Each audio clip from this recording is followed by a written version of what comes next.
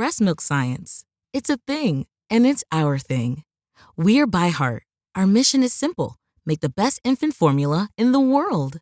We partnered with breast milk scientists, world-class doctors, and passionate parents to write a new recipe from scratch. And while we put a lot into By Heart, there's a long list of things you won't see on our ingredient list, like corn syrup, soy, or palm oil. Curious if By Heart is right for your baby? New customers can shop the starter pack and get 2 cans for the price of 1 at byheart.com/getstarted. This is a limited time offer. Additional terms and conditions apply. The Podcast Playground. Hooray! Clairvoyant, fortune teller, the shining, seer, oracle, mystical, mind reader, the cunning, a third eye. Whatever you want to call it, you've heard of people who claim to have special abilities where they can see, feel, hear, and smell things that others can't. You may remember Miss Cleo from the Psychic Readers Network commercials in the 90s, John Edwards in the 2000s, or more recently, Teresa Caputo. Are they real? Can they really see the future or talk to the dead?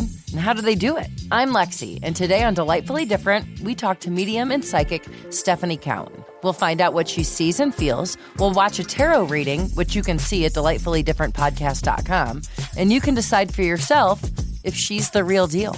Hi, this is Stephanie Cowan, and I am a psychic medium here in Utah. Okay, a psychic medium, and tell us what that is and what it is that you do.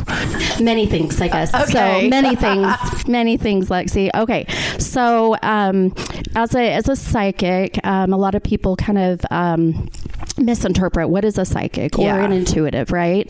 Not every psychic is a medium, but every medium is a psychic. Oh, okay. So tell me the difference. Okay, I'm so glad you asked.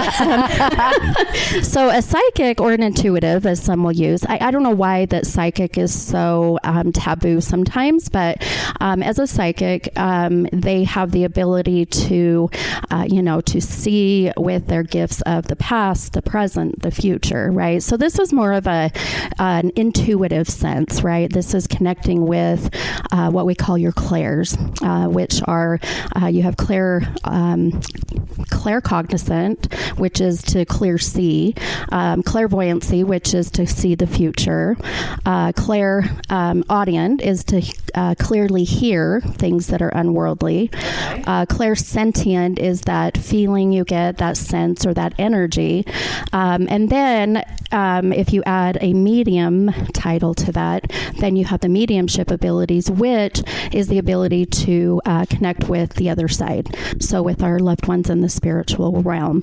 So that's kind of the difference between the two. Then what are you in this category, in these categories? I could probably say I be categorized as a medium. Okay. So even with my other naming and I'm trying to go streamline with this, but even my license plate says mini medium. Okay. Because, I'm only 5 feet tall. Tiny. You are teeny tiny. I tower over you. Yes, you do. I'm so used to it.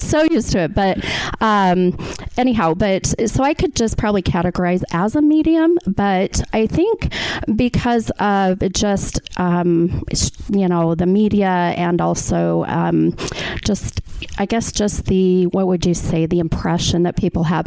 If you use psychic medium, then they know that you also have the ability to connect with them personally more than just connecting with loved ones who have passed. Okay. So, yeah. And then, so how do you see? Do you see or do you feel or do you hear? Which sort of Claire are you? Well, I have all. Or do you have? I have all, but I would say probably my strongest Claire is probably my clairaudient. So that's the ability to hear things that are not, heard with just the average, senses, I guess, if you will. So it's auditory for you. Yes, mostly. A lot of it is auditory, and then my second would probably be my claircognizant, which is to see, and so I'll get visions, or I call them like little picture shows. So I'll get little blips, and I know they're not my thoughts, or if if I hear a quote unquote voice, I know that it is, well, it's my voice. It's not the other side's voice, but it's not my thought. I know it's not mine. So when I do readings, that's how I connect and know, because I ultimately check outside of my own personal thoughts and emotions and feelings and trust whatever I get is not of mine. So when you hear it, is it clear? Like these are words and there is speaking and it's a full sentence? No, I wish it was. Okay. Okay. No, when I'm hearing, especially names, I'll tell people too, when I hear names, they come through very, I call it kind of cryptic like. So they'll come in bits and pieces, syllables mostly. Oh. So let's say if I heard my name Stephanie, it would be like, it would be like, okay. So it's muffled in a sense, but I can pick up bits and pieces enough that we can possibly connect with, who this is, that we're channeling.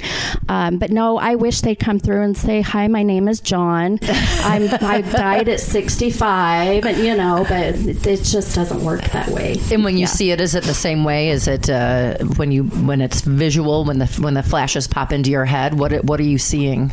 It varies. It really varies. Sometimes I get what we call symbols or signs, which, for instance, if let's say if I'm getting the symbol or sign of a butterfly, we'll use that for an example. Okay. It can be that this person's loved one comes through and connects with their loved ones in the physical realm as a butterfly, or the butterfly could be that they're saying, I'm a social butterfly, or I was when I was here in the physical world.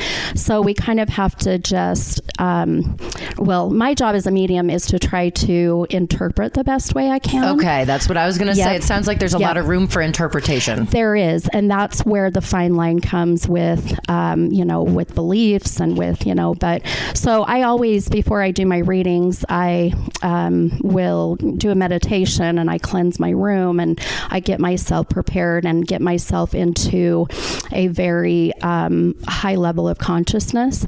And when I get myself in that high level of consciousness, then that connects me to what's called your pineal gland, which is your third eye. Okay. When that pineal gland, I know this gets really heavy. Is that like a scientific thing, or is it like okay? Yes, yep.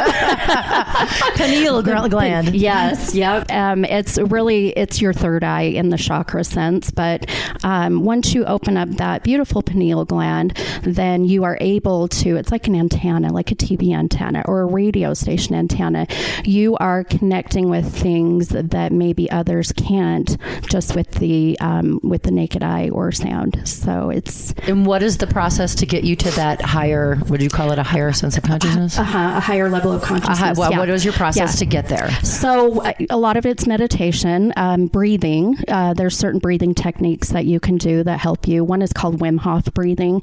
It's very interesting. It's a very awkward breathing technique in the beginning, but what happens is it ends up pushing a lot of what's in your cerebral cortex up into your pineal gland. And when it does that, it is where it starts to activate that pineal. And so I'll do my breathing, I do my meditation, and then I welcome any souls that walk within God's white light, because I do not welcome, if anybody comes and does a private reading in person or on Zoom. I mean, I'm doing readings all over the world now, right, yeah. So it's huge. No bad juju, right? No negative energy. And the souls that are in that spiritual realm, they have to walk within that beautiful white light. So I welcome them to come through. I give them permission to use my energy to channel and to give messages. But during that, I also ask that they give me very specific dates, numbers, memories. I mean, sometimes I'll get certain tastes that I've got a funny one about that I can tell you. But so I always love when I taste something that I love, that's the best. But when it's something I don't so much love, it's very uncomfortable. But so that's another kind of clair. That's your clair. Tasting. It's your clairsentient. Okay. Yeah. It's so I just prepare myself in that way. So there is a long a prep, if you will, before I even do readings or do my podcasts or events that I'll do. How long does it take to get there? How long is this process? It just depends on my mood. It depends on the energy. Now, if it's a full moon, I get there pretty fast because our full moon energy brings that. Okay. Yeah, it's the veil between us and the other side is so thin during a full moon. And I see the moon is very important to you. In Yes. this room that you have where you do your readings, you have all the phases of the moon on the wall. And are the stars important as well as along with the moon, or are there for like sure. certain days that are better when the stars are aligned in a certain way? Oh, absolutely. Yeah. I mean, you could get into the whole, astronomy side of it, which is, I would love to get more educated when it comes to that. But yeah, absolutely. Like when they say, Mercury's in retrograde, then we're all in a panic. But as a Gemini, my moon is a Mercury. And so when Mercury does go in retrograde as myself as a Gemini, I get in this really weird funk. And so I can vouch for the fact that planetary energy and the stars can really mess things up, or it can also help. What does actually that mean when Mercury is in retrograde, and can other planets also be in retrograde? Yeah. Oh, absolutely. Oh, yeah. So basically it means going in hiding. So let's say Saturn goes in retrograde, or we just actually had Pluto that came out of retrograde. So what it is they go into a hiding, so they can't really be directly seen. There's something else blocking their way, another planet's in their way for us. Okay. So if you think about personally, when we are depressed, when we are sad, mourning, grieving, then we kind of want to, what do? Most of us, for the most part, we end up, wanting to stay indoors. We want to kind of hide under that blanket. We don't want to go out. It's that same thing. It's that protective mechanism, I think, is what I feel. So interesting. Yeah, it's really cool. Yep. Okay. So now you do tarot cards as part of your readings? Yes. Yeah. So I'm not a quote unquote tarot card reader. So I think that's where kind of even my name as Stephanie's Tarot Readings kind of can be confusing. But, okay. But I use the cards as a guide or a tool. And what they do is they will guide me, or they'll lead me, or I should say, or they will give my clients kind of a visual picture or a visual validation of what my gifts are showing me. So it sort of just aids basically the person being read. Yeah, exactly. I mean, okay. we could sit here and I could just do a reading without using the cards, but I've noticed that as I use them, it's nice for the client to see if I'm telling them even before the cards come out, that let's just say I see the number 25 and, they connect with that 25 in whatever way. Well, then we bring the cards out, and the way it's laid out is present, past, future. And then let's say the future, all of the three cards total the number 25. That's how the cards will come into play. Okay, all right. And then are there other mediums besides tarot cards that you use in order to help you along? Are there other, you mentioned the drawing, I don't remember what you called it, writing the scribbling thing. Yes. Oh, yeah. Yeah. So those are just kind of different, they call them modalities. So what it is modality. Okay. Yeah. So, there's many. I mean, I'm sure, you've seen on TV or other places that you, even just social media, that they will, tarot cards is one, angel cards, oracle cards, crystal balls, like that kind of stuff is considered a modality or a tool. So what I do in the book you're talking about is called psychography, or it's also called automated writing. So other mediums, there's some famous mediums out there that use that, and there's one in particular that he just scribbles.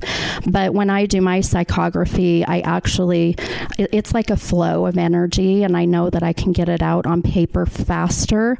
And it also gives, again, my client that visual of what I'm getting. Okay. Yeah. Awesome. Yeah. I know people probably ask you this all the time. and I know your answer is going to be interesting. Can you see the future? Yes. Oh, yeah. And that's part of one of the psychic abilities, right? It's clairvoyancy, or to see clear future. And there's been many clients that I've met with that, matter of fact, I just had a gal message me that came and got a reading, and I was going to post it on my Facebook page and on my Instagram, which is Stephanie's Tarot Readings and Mini Medium 75. There'll be a link on the post. Yeah. Just a little plug there. She messaged me, and she came to me about, 3 months ago, and everything that I had told her I was seeing, quote unquote, right, future wise, it's all come to fruition. So, okay. And I've had many that way. And even seriously, Lexi, the craziest thing has been predicting pregnancies and genders. Really? It's been incredible. So you got a gift for that. Yes. So if you want to know if you're pregnant, I'll tell you. Are you ever in the situation where you see something terrible in somebody's future and you cannot tell them, or you don't want to tell them, or you have to keep it to yourself? No, that's a good question. And one of the preparations, like I was saying earlier, is I will ask my spirit guides, to only bring into the reading what is supposed to be known. So if I see anything that is, let's say, quote unquote, bad, then I have to trust that it's meant to be brought into the reading. Now, there is not one person, a psychic medium for that matter, that can predict end of life.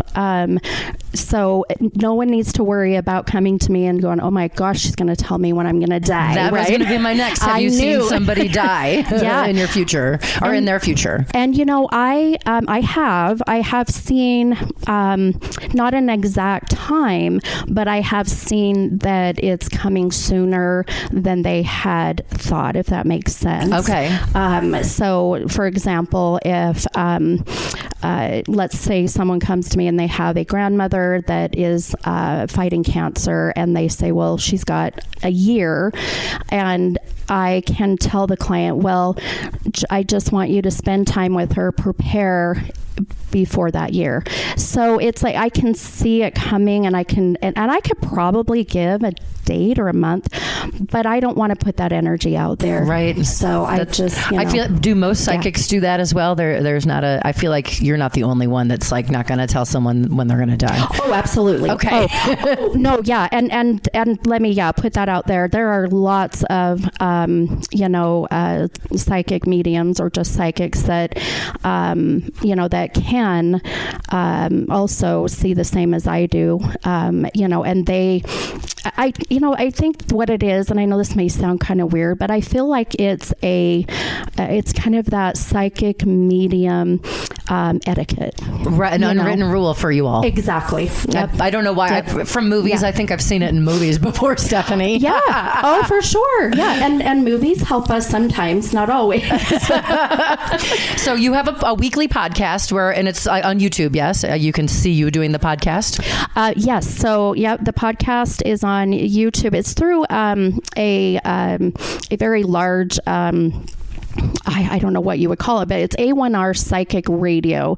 Okay. And they're based out of, I believe, like one of the Carolinas, but amazing group of people there that I've been working with. And so they, in a sense, I guess they run the whole show, but on their A1R Psychic Radio and Moonstruck TV, it is on YouTube, but it's also on anywhere you can get your podcasts. And are you doing those live? Like, yes. Are you, those are live. So if someone tunes in while you're live, they can try to get a reading from you? Yeah. So they, it is live, which is always fun. Right. But I love it because it's raw, right? I mean, of course, my producer and that they go through and they'll make certain edits, but everything is very raw. And it's also I'm also on Facebook Live, so you can see my face. So I'm not just the voice. Oh, okay, gotcha. That's where I've seen you, is on Facebook Live. Yeah. And doing it like that. Yep. So when you do a podcast, and I used to have a radio show, and you've been on my radio show before, and I know I've seen you do stuff on TV. How is the process different from when you're doing it in person? Is it stronger or less strong, or do you have trouble connecting with someone like over a phone? No, that's a good question. I get that all the time because people say, well, if I'm calling in to the radio station, which is what they do, they call in and they get put on a list, and it's luck of the draw of who you get. There's several very gifted mediums and psychics all over the world. My favorite are the ones from like the UK and Australia. Yeah. Just because they're amazing little accents. But I always say, just keep talking. Just keep talking. You get your name on a list, then they call you, and then you really don't know until they call you who you are going to be set up with. Okay. So they're live calls. And so those people say, well, how can you connect over a radio, a phone call or over Zoom? After we're done here for today, I'm doing a reading for a gal in the UK. Okay. How can you do that way across, the country? But, and honestly, I don't have an answer for that. I just say it just does. I just have to trust that everything I'm seeing and hearing and feeling is real, right? Or I have to trust it. But I do say that coming in person is 100 times I feel better if you can, just because you get that good vibe. You get to sit in, my studio. It smells good in here. It smells great in here. Yes, it has good energy. that is sandalwood that we've got burning. But even over Zoom is still just as beautiful. Okay. And yeah. Tell me about the beginning. When did you figure out you had this? What was the first thing that happened? I realized later in life, my first I would say experience was when I was 7, and my grandfather had just passed months prior, and I was laying in my bedroom. I heard a noise outside. We had gone to the funeral a couple months prior, and it was my first time ever going to a funeral or service. And so my little brother had been just born weeks prior to this too. So I heard the noise. I walked out of my bedroom, and at the entrance into my parents' bedroom, I had stopped because my little brother's bassinet was at the end of my parents' bed. Okay. And just as if I'm looking at you now, other than wasn't so solid, if you will, I saw my grandfather, who had just passed months prior, standing over the bassinet, looking into the bassinet at my little brother, which it gives me chills every time because I can remember it like it was yesterday. It was... Were you scared? Did you go running and screaming? No, actually, and you would think at the age of 7, that would scare the crap out of you, right? But no, I just... Honestly, I remember looking, and I remember him turning towards me. I couldn't see facial features, but he looked towards me. I walked away. I remember kind of just smiling, and then I walked away, went back to bed. The next morning, told my mom and my stepdad at the time, and of course, when you're 7 and it's your first ever death, it was chalked up to this is imagination. I'll bet. Yeah. So anyhow, that was my first experience. And then just going through my elementary and junior high days and even into high school, I knew I was different in a sense. I mean, I cheered in high school. I had great, friends and I guess back in that day, which I have my 30-year reunion this year. I feel you. Don't tell. So here we are 30 years later, but I really, had that quote unquote popular group of friends, but I never fit in. I never meshed. It was weird. I cheered, but never fit in. When did you come out of the psychic closet? I love it. Oh, I love it. When did you let people know? Well, I dabbled in everything in my early 20s, and that was when I went and saw a psychic medium, and the psychic medium that I went and saw, she said, you have these gifts, you have these abilities, why are you not using them? And at first I laughed because I thought maybe she just tells everybody this, but that's when I went and bought my first deck of tarot cards. Okay. And just really started to kind of practice, if you will. But I noticed that I was concentrating more on what the meanings of the cards were, kind of like verbatim memorizing. Yeah. And not listening to my gifts or my abilities. So, anyhow, so yeah, I started to really open those up more, if you will. Now, to kind of, long story short, I had shut all of my gifts off when I was going through a divorce, and I lived in Arizona at the time. And then I moved back to Utah. And when I moved back, the whole pandemic hit, in 2020, the good old, Rona. And so in 2020, March of 2020, I worked for a large healthcare organization here in Utah. And in March of 2020, we were sent home indefinitely. Yeah. And I just got depressed. I ended up realizing I was getting in a very dark space that I never experienced before. And my husband, he recognized it, bless his heart. And he said, you've got to find a passion, a purpose. You've got to find something that excites you and pull yourself out of it if it's a hobby. And my husband's a photographer, so he goes out and does landscape and wildlife. And here in Utah, during the pandemic, he had it made. Yeah, right. And so he, he helped me.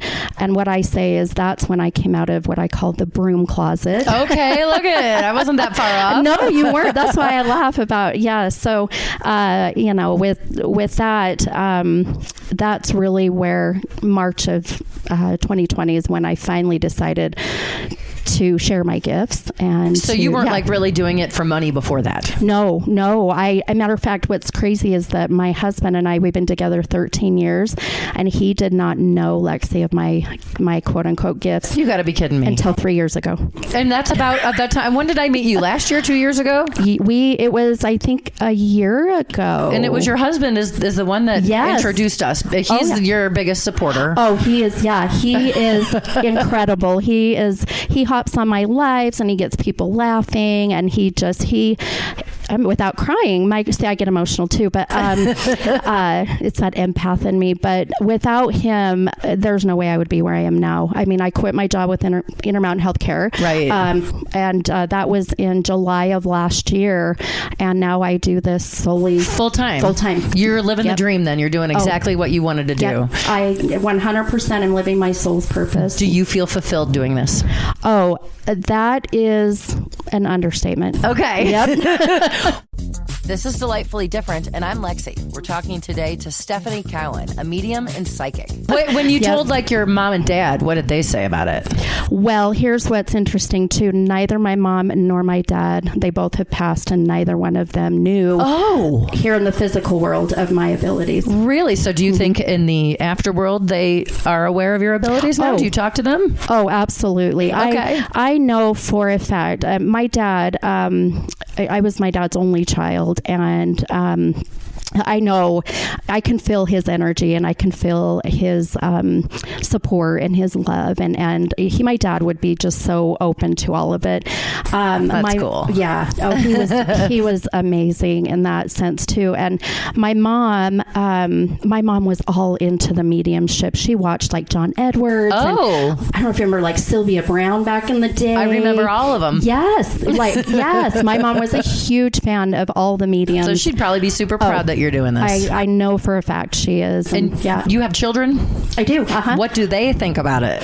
So I have 3, and my oldest is 23. She is I call her my mini me look wise. Okay. My son, who is 19, he is, it's just a different connection with your son versus your daughters. Right. But, and then my daughter, my youngest, is 11, and she is my mini me when it comes to my gifts. So when it comes to all that, my oldest I should say my two daughters are very supportive and open, and my youngest especially. She'll just walk up to somebody, and she's done it before, and said, "Hey, did your uncle just die?" And they're like, "Yes, actually he did." So she's got it. Oh, she's got it. Yeah, she's very talented. She's got the shining. Yeah, she does. Yep, she sees dead people. Yep.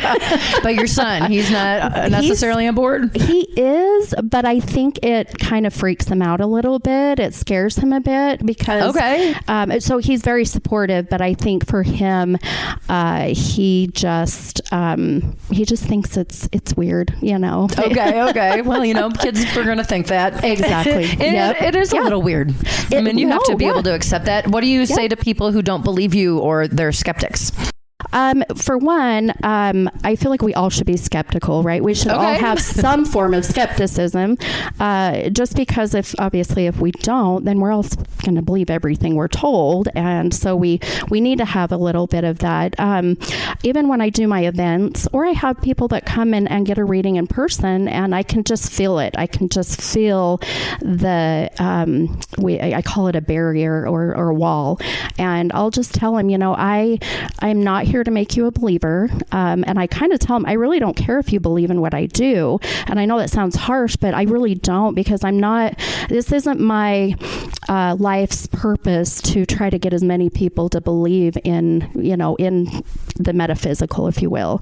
The only thing I ask is that you don't be a cynic. You don't be disrespectful. Okay. I have events that I do. I did in October an event of 100 people that showed up. It was beautiful. And we were out in this apple orchard, and we had the full moon, and it was Halloween time, and I'll just walk around, and my favorite thing to do, Lexi, is pointing out my skeptics. Okay. Oh, they love it. They love it.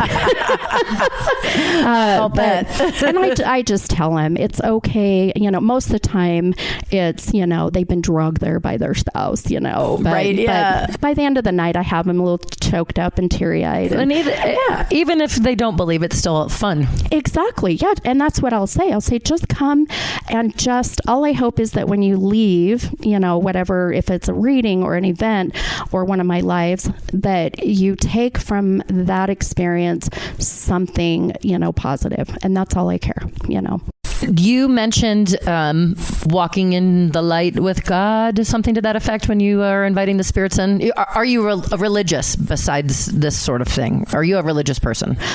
I love that you asked that, because I get that question, especially with, we live in the state of Utah, with the religion here, and the way that I look at it. Now, I was baptized, and I was blessed into the LDS Church, Christianity, but my path led me a different direction. Okay. Which I feel like, at the end of the day, if you have at least some kind of belief, I don't care what it is, and you are a good person, I feel like that's all that matters. Are there any members of your circle that are religious and are upset with what you're doing because they believe it's not in alignment with their religion, with Christianity of some sort, or whatever religion they might be? Surprisingly, when I told my husband thought I just read tarot cards. So, surprise, honey. But I knew his family, because they're amazing, and I knew they would be supportive. But I did have some kind of, I guess, hesitancy in a sense to tell them, or for them to know. But, his family, everybody is so supportive. And even if they don't really necessarily believe in what I do, they are very respectful. And so I do have a couple that I have been made aware of. They're not telling you to do your face. No, okay. and they do. I do hear that they won't come around me because I kind of intimidate them in a sense, which I laugh because I'm not intimidating. You're teeny tiny and the cutest thing. You're so sweet. Now, do you just communicate with people, or can you communicate communicate with animals too? Oh, so a soul is a soul. It does not matter. And yes, I have channeled dogs that have passed. I have channeled a horse. And my favorite is I channeled a lady's parrot that had passed like 2 weeks prior to her reading. Really? Okay. Well, what does the parrot say? It was interesting. Why want a cracker? Right? Your parrot wants a cracker badly. Right? 100%. Look, see, you could do this, Lexi. I love it. Does it come through in English when you're hearing an animal? Well, no, it's really, I don't hear like, I love that. Yeah, I speak dog and parrot. No, no, like for animals, it's more of a feeling that I get, right? It's more of, it's not the clairaudient, it's the clairsentient that kicks in. But the parrot I did, it was crazy because I'm sitting in my room with the client and I kept pulling on my ear and she noticed and she asked me, she's like, do you keep feeling something tickling your ear? And I kept thinking, is it a hair? And then I'm like, oh my gosh, is it a spider? What's on, And I was about ready to run out the door. And she goes, well, I think that's my parrot Pete. And I remembered his name, Pete. And I looked at her and I said, your parrot? She goes, yeah. She said her parrot Pete had died 2 weeks prior-ish, and he would sit literally on her right shoulder, which is where I'm pointing at, right? And would sit and play with her earlobe and just mess with it, right? Yeah. So I was feeling, in a sense, of what the sign, quote unquote, is of what her animal or her fur baby. Okay. Yeah. Those things live to be like 50 years old, even more. Oh, yeah. I kind of laugh about it, but I also know that, we all connect with souls in many different ways. And, whether it's your dog or or gerbil or. Okay. Interesting. Yeah. And I know you do a little ghost hunting. You've hooked up with some ghost hunters. Yes. Can you tell me about that? Yes. So I work with a paranormal team here in Utah. The name of the team is called WASP, and it's an acronym. It stands for the Western Association for the Science of the Paranormal. And so I'll go out and use my gifts to help. For the most part, they are about the science of, the other side or paranormal. Okay. It doesn't have to be really ghosts. It can be many things, but I think because that's my forte, then that's what I go out for. But, about 3 weeks ago, I was out at Fielding-Gar Ranch on Antelope Island with Ghost Adventures. Oh, okay. So it's a little on the down low, but not anymore. But that's what I can tell you. Well, that's exciting. It was, to meet Zach Bagan and the, the famous ghost hunters out there, right? Paranormal investigators. So, so I feel very blessed in 3 years to be where I'm at. Have you ever been scared doing that? Are you scared of any of the things that you come across doing the ghost hunting? For lack of a better word, ghost hunting. Entities, I can honestly say I think I'm pretty good at protecting myself, my energy. So I can't say necessarily scared as much as I have felt maybe uneasy. Okay.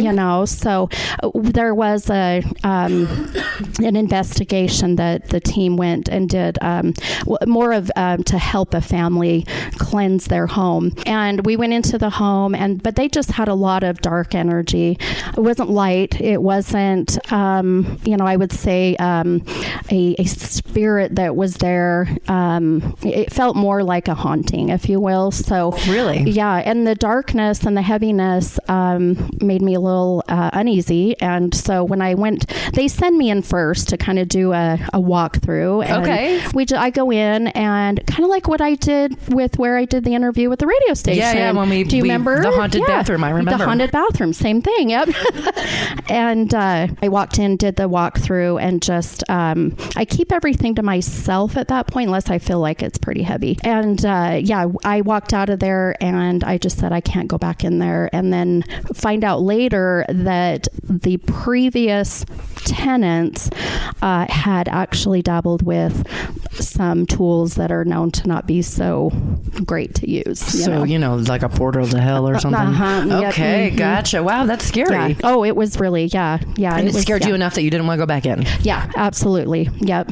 Interesting. Yeah. How is your gift a blessing, and how is your gift a curse? Thank goodness it's more heavy on the blessing than the curse, good. which is good. But definitely the blessing is, I know without a doubt that my soul's purpose is to bring comfort and closure and guidance or whatever it may be, and helping people who wouldn't, be able to do what I do, and for that matter, everybody has the ability to do as I do. Just some people, okay. I know, I see your surprised face, but you all can do what I do. I just have to open my third eye. You do. You need to get that pineal gland opened up, and okay. I'll help you with that if you need to know. But no, we all have our own special soulful gifts, and maybe they're not, doing as what I do, but everybody has a soul's purpose. So even with readings, I can help clients. I can't tell them what their purpose is, but I can guide them and say, okay, well, this is what I feel your soul is meant to do. Now you take it and run with it, right? So those are the blessings. The curse, I would say, the draining. It's very draining energetically. I have to. People don't realize that how serious I take my gifts and what I do. People don't realize that there are days where they have been booked for months to come see me, and I have to reschedule. And I do that only because I'm not feeling well, or I'm off, or because if I am not 100%, you're not going to have a great experience. So you won't be able to do it right. And I could do it, but I think I'm more harder on myself than anything. But it can be a head game, right? And so I know, let's say I've got a mild headache. Well, I probably could just take some medicine and be okay, but I worry that even that little bit will affect their reading. And now you said earlier that you actually have a physical reaction sometimes when you are doing readings in the form of sweat. Yeah. Tell me what happens to your body when you're doing this. Yeah, it's crazy. I would say more the mediumship, not so much the psychic part of the gifts, but the mediumship. There's other mediums that when they're sitting with somebody and they start to channel our loved ones in the spiritual realm, you have to realize that when I say the spiritual realm, our loved ones in spirit, they use that energy, so your energy, my energy, to be able to channel and come through. So another medium that's very well known, Tyler Henry, he also sweats like no other. If you ever watch his stuff, he's amazing. And same thing, I feel like it's just, we talked about, it's like getting on a treadmill and you're just exuding that energy. Right. And next thing you know, you're dripping sweat. Same thing. Where can they get to the calendar if someone wants to see when your events are coming up? I can see you in person. So right now my Facebook is under Stephanie's Tarot Readings. So the Instagram is minimedium75. Okay. So you can message me there. My website is mytarotwithsteph.net. And we can see your weekly podcast on all of these outlets as well. Yes. Yeah. Or you can go to any of your favorite place to listen to podcasts and go to A1R Psychic Radio. My show is called The Mini Medium. And like I said, there's other readers on there as well, and or YouTube or Facebook. So and you're available for individual readings and group readings, like you'll do a party and stuff too. Oh yes, my parties are my favorite. The more people I get in a room to do a group setting or party, the more the energy and the vibration levels are lifted, and the more intense and the more connected that my gifts get. Anybody who's ever had a reading with me knows that in 27 years that I've been doing this, I have never, knock on wood, ever had, any negative energy, bad juju. Never had a client say they left with any heaviness. That's good. It's all love and light. Well, and now we are lucky enough to be joined by one of your clients. Yes. Now tell us your name. My name is Kylie. And Kylie, you just had a reading with Stephanie. Yes. Tell me what happened during that reading. For starters, she always comes on Wednesdays. So I'm just home. And so, she was on live. And it was my grandma's birthday. Were you on Zoom with her or were you in person? On her Facebook Live. Yeah, my grandma passed away a few years ago and I'm in love with her. I love her so much. I miss her. And I'm so sorry. Oh, yeah, it's okay. I just did my numbers. I did 4 and 10 because that's her birthday. Did she tell you anything about your grandma? Yeah, so she brought me on and I was so excited because I'm always on. I'm like, oh, she picked. I'm like, is this a joke? Like, what are that first? It's Monday. It's my grandma's birthday. And I just couldn't believe she called. She picked you, and she felt you. She was channeling, it almost out. She was saying, I see 9 and 27. Do those numbers mean anything? And did they? Yeah, well, it's all making sense because I feel like she was channeling both of my grandmas at the same, because she was saying stuff. So my other grandma, my mom's mom, passed away September 27th, which is my mom's mom. She's in heaven. Well, that's And crazy. When you had your experience that you were just talking about with your grandpa, when you saw him, I'm the only one that's seen her path. Like, I thought she was alive still to this day. My parents are freaked. They're like, how? Wow. We were in Montana and I saw her and she wouldn't open the door and I was like, let me in. So I don't know. She comes to me a lot. Steph was explaining to me that my grandma was with her husband, my grandpa, Bob. Aww. She was like, I'm here, Bill. And she's like, Robert. And I'm like, Robert, Bob. Yes, she's with him. So I just got those chills that Steph says. And she was saying, she brought up, did you just sign up your daughter in any dance or something? And kid you not, her dad and I signed her up that day, Monday. Okay. She has her first in master's class today. And I'm just like, just enough. I was just like, what? The chills. I haven't put my daughter in anything yet. Have you gone to psychics before, Stephanie? I've been to one. I didn't know that I was going to one. I was a surprise psychic. Yeah. But I'm wondering if this is something you do on the regular. Like, do you believe? Do you believe? Oh, I totally believe. Yeah, especially with the little things like, how would you know that type? What made you want to have your reading done in the first place? What drew you to Stephanie and wanting to, what were you looking to get out of it? To talk to my grandma on her birthday, or just say, hey girl, I know, I was telling Steph, I'm like, I feel her all the time, so just her validating it for me or made me feel really good. I think that it's probably what most people are doing is they love someone that's gone now. Yeah, and it's kind of how you felt. Mm-hmm. You loved someone that's gone now and you want to have a little connection. Yes. And you felt like you got it. Yes. And are you going to go back to Stephanie? Or are you going to come talk to her more, do regular readings? Oh, wait, she's stuck with me. Well, thank you for letting me in, like a sneak peek into what you've experienced. Stephanie, thank you for talking to me. I was able to tape Stephanie giving her client a tarot reading, and you can see some of that at delightfullydifferentpodcast.com or any of my socials at Delightfully Different Podcast. Do you believe Stephanie has a gift? Can she really see the future? Can she speak with the dead? Do I believe Stephanie? I believe Stephanie believes she can see and do and hear the things that she says she can. Even if she can't, I don't believe it's hurting anybody. People come to her when they're in a time of need, and she delivers something that helps, whether that's saying goodbye to a loved one or helping someone make a big life decision. I watched as Stephanie made her client think about an upcoming life decision. She asked questions in the same way that a therapist would, leading her client to think about all of the possibilities and make her own decision. And on top of all of that, it's just kind of fun. Thanks for joining me this week on Delightfully Different. Coming up next week, I'm going to be talking to teenage race car driver Natalie Natatak Waters. Don't forget to like, subscribe, rate, or download the podcast, whatever it is you're supposed to do. And have a delightful week.